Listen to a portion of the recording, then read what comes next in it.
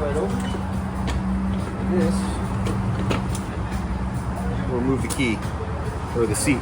You also have a full little toolkit right here, and then you have a little slot right here so you can keep like wallet or anything like that. And for insurance purposes, you have the VIN number right across the back. That way you can match everything up. The hardest thing is always getting this back on. Second, key opens the tank as well, and 91 octane. So always use the fancy stuff, and then never fill it up past this little metal bar right here. Otherwise you can overfill it. Second, if you're parking it on the street for any reason, crank this all the way to the left, and you have a built-in fork lock. You're gonna push down the key, turn to the left, and that'll lock the fork so no one can really mess with it. It's good anti-theft. You can also, if it doesn't turn, you just have to press in and give it a little gentle wiggle, and it'll release it for you. And then you can see the display right here. Just crank it over, wait for this whole gauge to do its cluster, and then go back onto the pretty much the full load. That gives enough time for the fuel sump to like go through and do everything. And then to turn it on, you'll make sure it's in neutral. When the bike is on but not running, your oil light will be on. That's completely normal. Once the bike's actually running and you have the motor turned on and everything, it's not gonna hit that on. And then if you want to do the honors, this switch right here, you're just gonna pull and hold it down for a second, and that's gonna turn the bike on. Right below here is gonna be your hazards.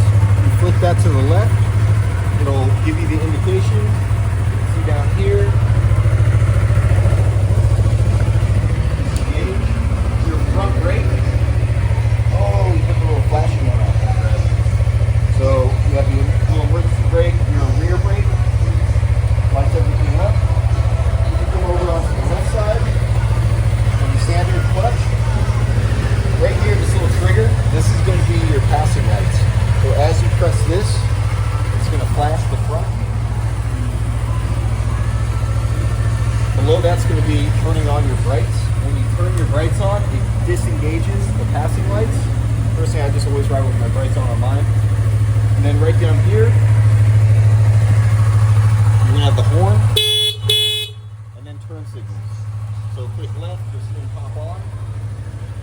Now to disengage the turn signals, if you just press the opposite direction because they don't auto cancel, it'll just hit the other turn signal. All you have to do is press down. Can you turn the left signal and right signal?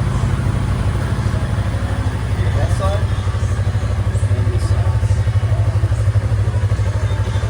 And then to cycle through, you have these two buttons right here, and you can cycle through your miles per gallon, your average fuel, and then you have your trip A, trip B, and you can cycle through those.